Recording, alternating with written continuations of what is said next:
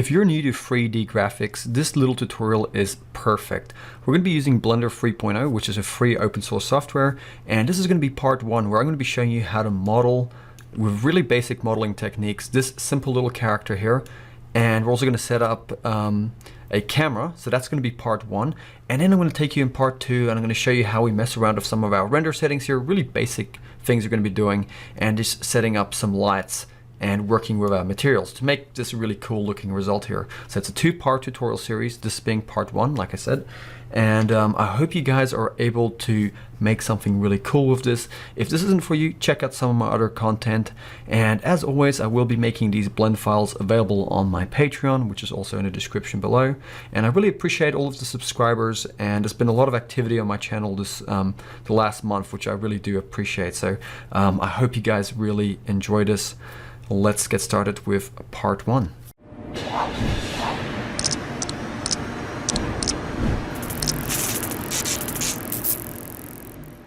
So today we're actually going to be using the default cube, which is pretty cool. So you can see here I have a new scene opened up, and I am using Blender 3.0 for this tutorial. So let's go into our front view, and with our cube selected, let's just go to our modifiers and just quickly, actually before we add the mirror modifier, I think let's just quickly go into edit mode. So just hit tab to go into edit mode with the cube active. And let's just do some basic, just adding in a bit more geometry. So adding in a loop is really simple. So let's go Control R and just hover over one of these edges. So Control R on your keyboard or Command R on a Mac. And you can see this is yellow line appearing. So let me do that again, right? Control R, you can see if you're close to the edge, it makes this loop. If you were to roll your middle mouse button up or down, you can see you can add more cuts. Let's go with just 3 rolls. So I'm rolling it 2 times, so it's going to make 3 cuts. And I'm just going to double click like so. So I've added in these 1, 2, 3 cuts onto our cube.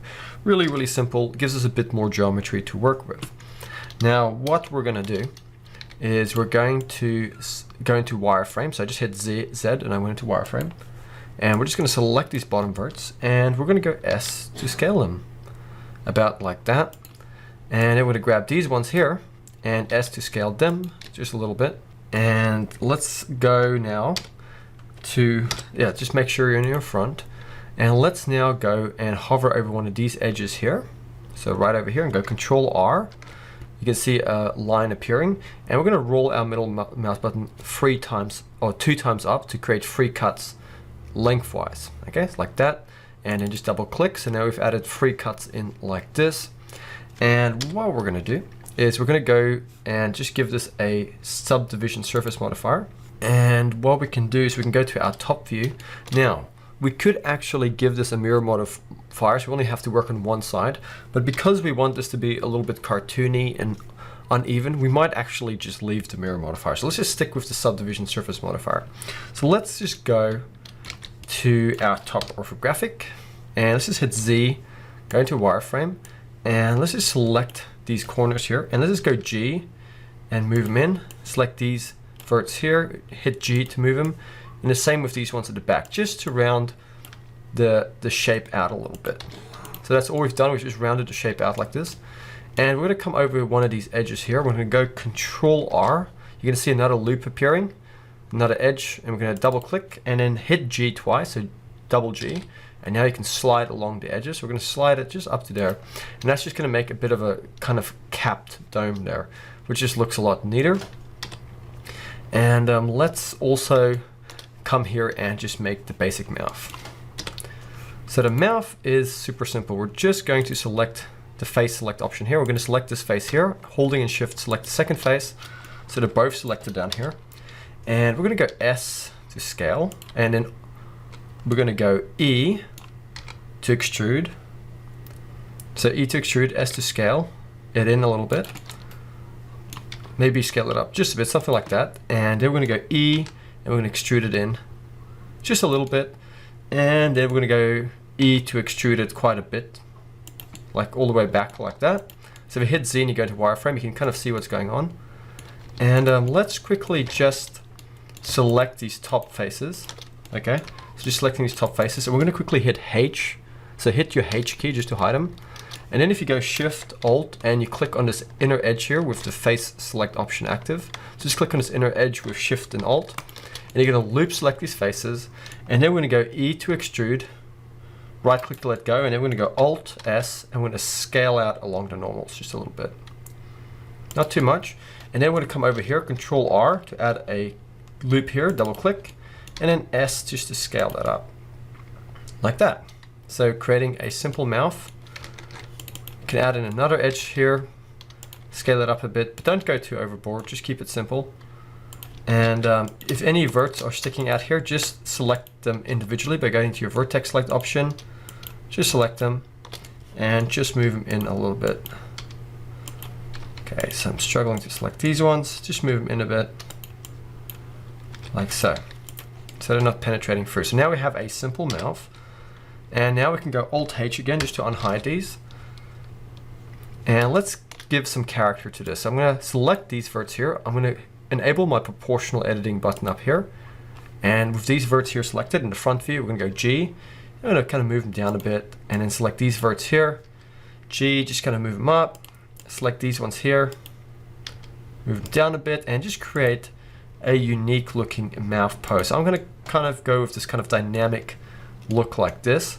Maybe just grab this up here.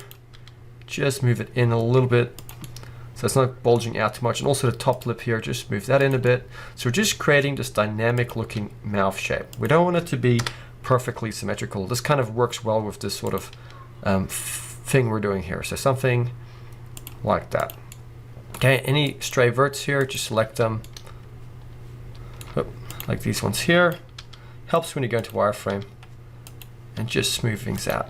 So mess around with that. But now if we go into object mode again by hitting the tab key, we can see this is what we have. But let's go to object and enable shade smooth. And at the moment it's still looking quite rough. So let's go over to our subdivision surface modifier and bump the levels in the viewport up. And let's take the render amount up to 3. So that's how it's going to eventually render. Now at the moment, it's not looking as great as it can yet. We're going to do a little bit of adjustment. But before we do that, let's just add in a few more features like some eyes. So let's go Shift A in object mode. Shift A, let's add in a sphere. Let's move it over to the side and let's go to object and let's enable shade smooth. Hit S and scale that orb down. Go to your modifiers and let's give that a mirror modifier. And now we can just simply move it into place and maybe G, Y and just move it forward. So it's sitting right about there. Now with the mirror modifier, just click on the eyedrop and select the head here. So now this eye is being mirrored and it's using the head here as a reference point. So let's grab these eyes and let's just move them about here. Don't want to make them too big. I think smaller eyes look good on this, but don't make them too small. That looks a bit weird. So just something like that should be fine. And now we've done that, we can grab our head again, and this is where you can style it. So I'm going to just select the top verts here. I'm going to go S just to scale them. And by the way, I'm just hitting Z and I'm selecting wireframe every time, and then Z and then back to solid. Okay, so just doing these little techniques here, just grabbing verts. And what I'm going to do, I'm going to give a little bit of a slant to the bottom of the head here. And then grabbing these verts and just slanting them. All this time I still have proportional editing enabled. And by the way, if you hit O, that is a shortcut key. So if you hit the O key, you can enable or disable proportional editing. So I'm going to maybe make the mouth just a little bit bigger for my taste. No pun intended. And maybe grab this. And don't worry if the mouth kind of gets close to the eye. We really are going for a exaggerated cartoony style here, which is perfectly fine. Slide that down. And yeah, pretty cool. You can select the inside loop of verts here by going Shift Alt and clicking on this edge inside the mouth. And that can just enable you to move it back a bit. And you can also go, I think it's Shift E. So if you hit Shift and the E key, you can kind of create this bit of a bevel on it by tightening up the I don't know how to explain it. Like you tighten up the subdivision surface. Like it kind of adds some information to this line. You can see it has a color to it now, right? It looks kind of purplish pink, and that just tightens up that area. So the subdiv doesn't affect it as much. It just tightens up that corner inside the mouth. Another thing you can do is just hover over one of these edges, go Control R and add in an edge. And while you have that active, you can go Alt S and scale in along the normals there, but that's optional, just if you want to round the lips out a bit. But really, just like this, it looks pretty cool. So now we're going to do an extra little step. Maybe I'm just going to, one thing we could try is just come in here and hover over one of these edges and go Control R, add in an edge, and just double G just to slide down. Maybe just tighten up the bottom of that mouth just a little bit. But don't overdo it. You don't want to tighten the cheeks up here too much. So maybe just like that. Okay, so that looks okay. So now what we're going to do is we're going to add in a simple tongue and some teeth. So let's go Shift A and let's add in a cube in object mode. And let's just move it over to the side so we can see what we're doing here. And we're going to go S to scale it down just a bit. And then S, X, and scale it along the X. And then maybe S, Y, scale it along the Y.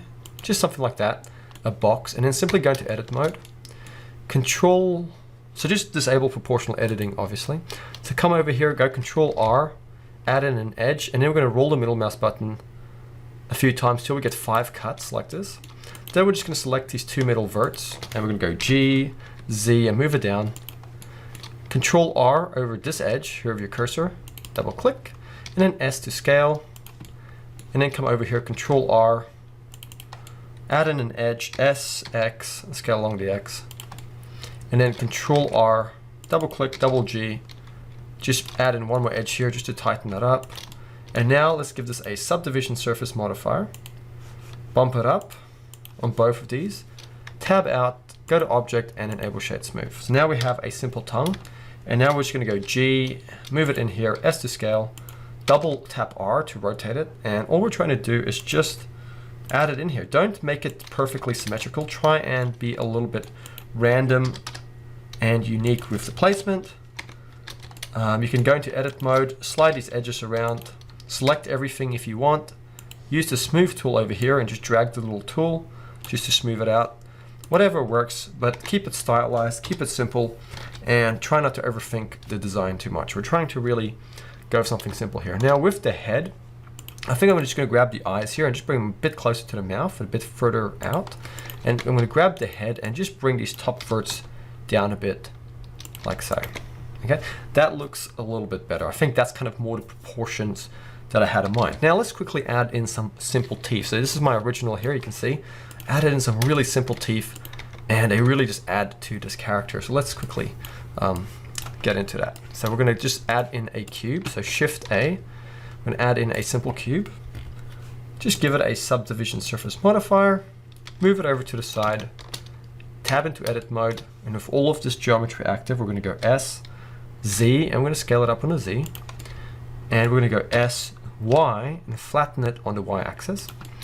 And then we're going to come in here, Control R, double click, double G, slide down an edge, and up here as well on this edge, Control R, double click, double G, and you can select all these verts in the middle, S, X, and scale it on the X just a bit. So really there's so many ways you can make a tooth. You can make it as stylized as you want, but just a basic corn kernel shape like that is all you need. Bump the levels up in the viewport and also in the render. I'm going to change that to free. Go to object mode and enable shade smooth. So now you have a simple tooth. So let's S to scale that tooth down, G to move it in here. And because we're going to be duplicating this tooth, let's just quickly go to our materials and give it a placeholder material. So we're going to go new, and let's just call this material tooth. This is important, so I definitely recommend you follow along here. So just give it a placeholder material. We're going to call it tooth, and now we're going to go S to scale it, and we're going to move it around. So move it over here. And what I might do, instead of bringing the tooth lower, I'm just going to select the head again, and I'm just going to select these verts under here. So I'm holding in Shift and just selecting these verts in the bottom of the mouth, enabling proportional edit, and I'm just going to go G and just roll my middle mouse button to increase the fall off, and I'm just going to bring that mouth up a bit. We really want that to be quite emphasized, like that. Okay, that looks cool. Now we're going to select the tooth back in object mode, move it up to about here, scale it a bit, bring it forward, Okay, cool. Now we're going to go Shift D, S to scale it a little bit, R to rotate, just making one little tooth, and then Shift D, bring it over, rotating it in this way a bit, and then S to scale it. Doesn't matter if they kind of touch, and we don't want them to be even. Just kind of like this really cool stylized look is all we really need. It's pretty cool. Maybe move this one over, scale it down just a bit. Experiment all you want, it's fine. But that looks pretty cute. You don't have to put any bottom. Just that sort of look is exactly what we're going for. So before we go any further, let's just quickly add some placeholder materials before we get into part 2. So we're going to select the head, and it should already have material because it's the original default cube. So if it doesn't, just click plus and add a new material. But in this case, we're just going to name that material skin. And so we can see it's in our viewport. Let's just quickly go down to the viewport display color. And let's click on color, and let's make that skin color orange. That's what I'm going with.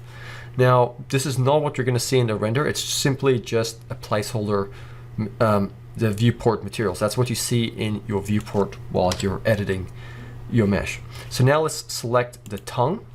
Let's go new, and let's just call it tongue. And I'm just wondering how you spell tongue. I think I've forgotten. I probably really messed it up. That's embarrassing. So I'm going to go to my viewport display, and I'm just going to make that pink. Once again, the viewport display color is just what we see in the viewport. It's not the final rendered color, okay? We're going to get to that in part 2. So now we're going to also just select the eyes quickly, click new, material, call it eyes or whatever you want, and let's just make those black, like that. So now we have our placeholder materials. The teeth already have the tooth material, which is really good. And now we're going to just simply model some more features to this. Make sure to save as you're going. So the next thing is just going to be, I'll quickly show you here, a simple little body like my original character here, right? Just really simple little body. So let's just go Shift A in the viewport here, add in a cube, and let's just straight away give it a subdivision surface modifier. And let's just go to our materials and just also give it that skin material in the dropdown. G, Z, bring it down to where the neck is. Then tab into edit mode, go into wireframe, and let's just select the top verts, S to scale them. And then come over this edge, Control R, add in an edge, double click, S to scale, and let's just bring that up by hitting G. And let's just rotate these ones down, bring these two down here. These verts, just so they kind of match the slant of the head down here. And let's just select the bottom verts, S to scale them, and then E to extrude one more time, and then S to scale. Just create this kind of body that we have here. Now, that being said, we don't want to go overboard with the body because you're not going to be seeing it. We're only doing kind of like a top half render. So if you want to add in some more edges by going Control R and scaling them, adding a little bit more dynamic to this body, do it. But really all we're dealing with here is just this little blob that attaches to the bottom of our character. Nothing spectacular, nothing difficult. Once you're done with that, simply just bump up the viewport levels and also the render amount to 3. Go to Object and enable Shade Smooth. And that's as simple as the body is. Maybe I've made it just a little bit too long, so I might bring the belly up a bit, but completely up to you. Stylize, mess around with it. If you really get too fiddly with it, it's fine. But because I'm doing a tutorial, if I sit here like for half an hour just fiddling with the body shape, it's not going to be a very good tutorial. So just like this, it's fine for me, but spend as much time as you want. Now, when it comes to making the arms, I just cheated. I simply just grabbed the body and I went Shift D, moved it over to the side. I went S to scale. I moved the arm in close to the side of the body. Then I tapped into edit mode and I just simply selected all of the geometry. I rotated it and I moved it up a little bit. Then I just selected some of these verts like this.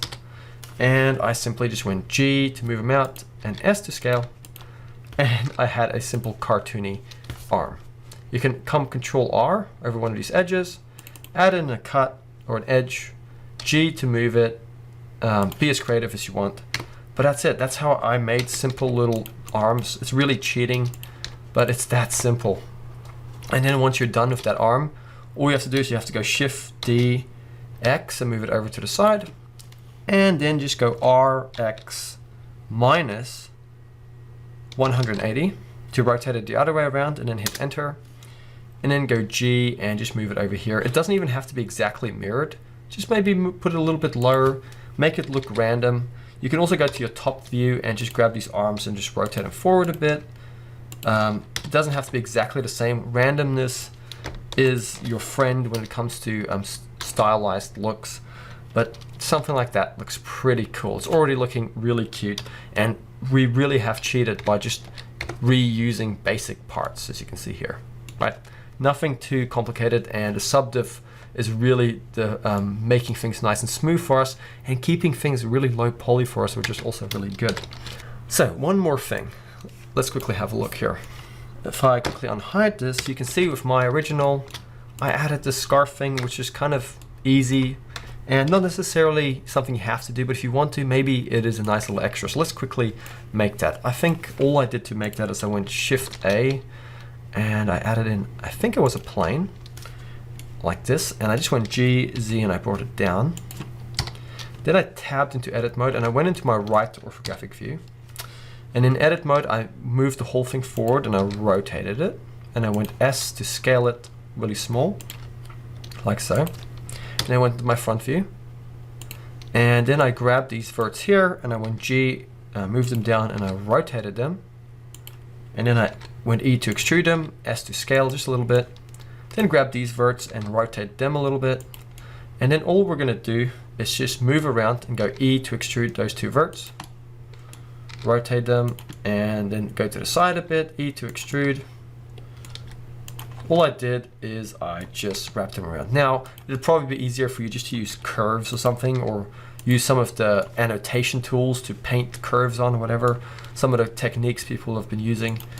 But I'm just really gonna keep it so basic and rudimentary and just manually just do this. It's kind of therapeutic, a little bit relaxing almost. Just take your time, enjoy it, you know, there's no rush.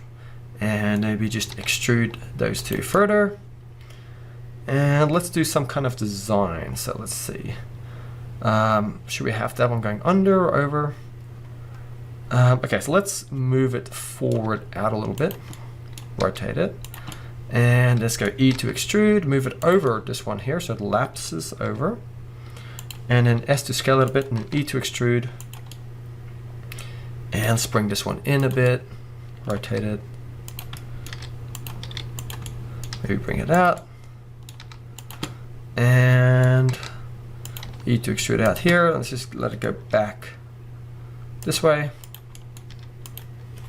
Just, you know, look at some actual scarves out there. I'm really butchering this at the moment because I'm doing a tutorial, but I'm just going around like this, maybe ending there, okay? So at the moment, it doesn't look that good.